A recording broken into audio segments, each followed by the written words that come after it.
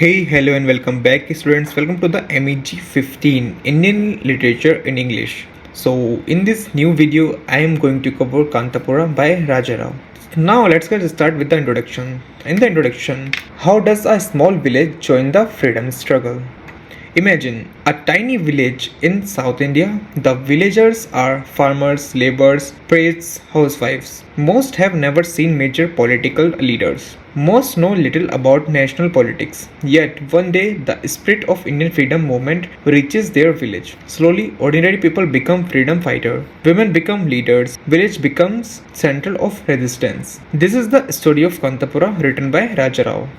The novel is not simply about one village, it is about Indian freedom struggle, Gandhian philosophy, social reform, nationalism, and collective awakening. Now let's talk on what is this novel about. The story takes place in Kanthapura, a small South Indian village. At first, life moves normally. People focus on farming, religion, caste customs, daily routines, but gradually the ideas of Mahatma Gandhi reaches the village.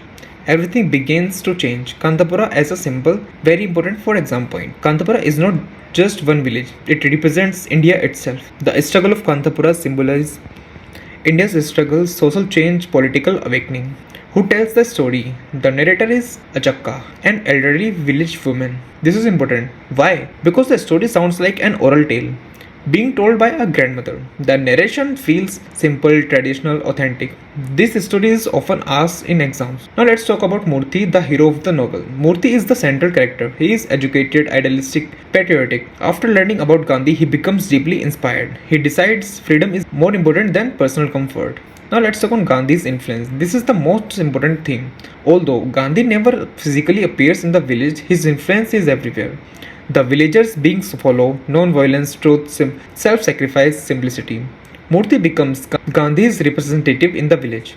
Now let's talk on the Charka, spinning wheel. The spinning wheel becomes an important symbol.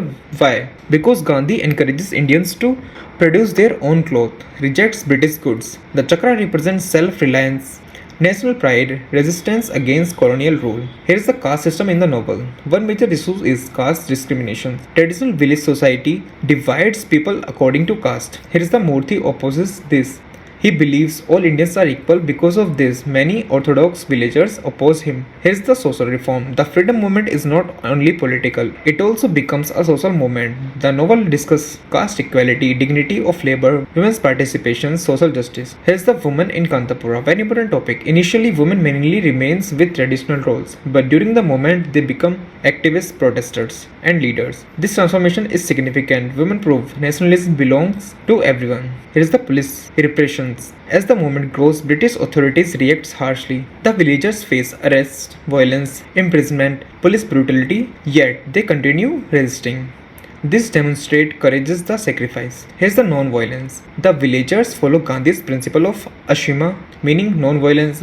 Even when attacked, they try not to be responsive to violence. This becomes a moral test. Here's the nationalism in the novel. Nationalism is the driving force of the story. People being understanding they are part of a large India.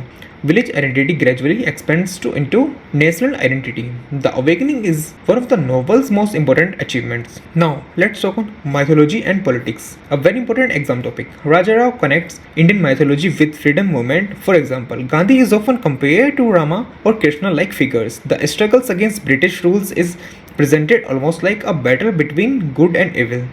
This makes political events understandable for villagers.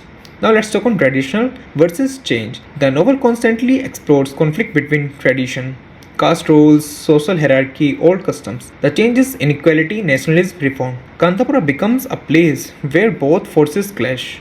Here is the central themes. Number 1. Gandhian philosophy. The heart of the novel includes truth, non-violence, sacrifice, and self-reliance. Nationalism. People develop political awareness and patriotism. Number 3. Social reform. The novel challenges caste discrimination, social inequality.